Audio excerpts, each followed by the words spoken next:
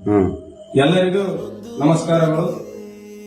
ಕರ್ನಾಟಕ ರಾಜ್ಯ ರೈತ ಸಂಘ ಹಾಗೂ ಹಸಿರು ಸೇನೆ ಚುನ್ನಪ್ಪ ಪೂಜಾರಿ ಬಣದ ವತಿಯಿಂದ ನಮ್ಮ ಕರ್ನಾಟಕ ರಾಜ್ಯ ಗೌರವ ಅಧ್ಯಕ್ಷರಾದ ಮಹೇಶ್ ಗೌಡ ಎಂ ಸುಗರ ಹಾಗೂ ರಾಜ್ಯ ಪ್ರಧಾನ ಸಂಚಾಲಕರಾದ ನಾಗೇಶಸ್ವಾಮಿ ದೇಸಾಯಿ ಗುರು ಇವರ ನೇತೃತ್ವದಲ್ಲಿ ಈಗ ಏನಪ್ಪಾ ಅಂದ್ರ ನಾರಾಯಣಪುರ ಎಡದಂಡೆ ಮತ್ತು ಬಲದಂಡೆ ಕಾಲುವೆಗೆ ಏಪ್ರಿಲ್ 15ರ ತನಕ ನೀರು ಹರಿಸಬೇಕಂದು 7ನೇ ದಿನ ಸತತವಾಗಿ ಹೋರಾಟ ಮಾಡಿದರೂ ಯಾರು ಇದ್ರ ಬಗ್ಗೆ ಕ್ಯಾರಿ ಆಗ್ತಾ ಇಲ್ಲ.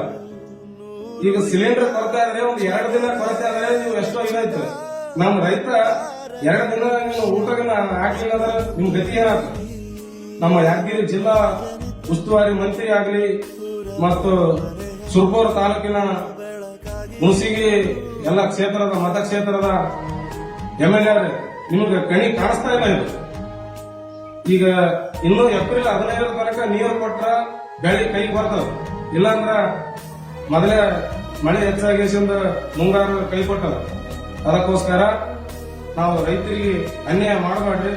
ಏಪ್ರಿಲ್ 15ರ ತನಕ ನೀರು ಹರಿಸಬೇಕು ಬಲದಂಡೆ ಮತ್ತು ಎಡದಂಡೆ ಕಾಲುವೆಗೆ ಅಂತ ಹೇಳ್ತೀವಿ.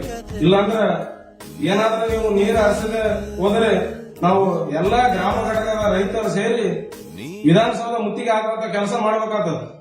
ಎಚ್ಚರದಲ್ಲಿ ನಮ್ಮ ಚುನ್ನಪ್ಪ ಪೂಜಾರಿ ಬಣದ ವತಿಯಿಂದ ಮತ್ತು ಶಶಿಕಾಂತ್ ಗುರುಜಿ ಅವರ ನೇತೃತ್ವದಲ್ಲಿ ಮುಂದೊಂದು ದಿನ ದೊಡ್ಡ ಹೋರಾಟ ಕೈಗೊಳ್ಳಬೇಕಾಗ್ತದ. ಆ ಪರಿಸ್ಥಿತಿ ಬರಂಗ್ ಮಾಡ್ಕೋಬೇಡ್ರಿ. ಇಷ್ಟು ಹೇಳಿ ನಮ್ಮ ಮಾತು ಮುಗಿಸ್ತೀವಿ. ಜೈ ಜವಾನ್ ಜೈ ಕಿಸಾನ್. ಅದು ನಡಬೇಕು.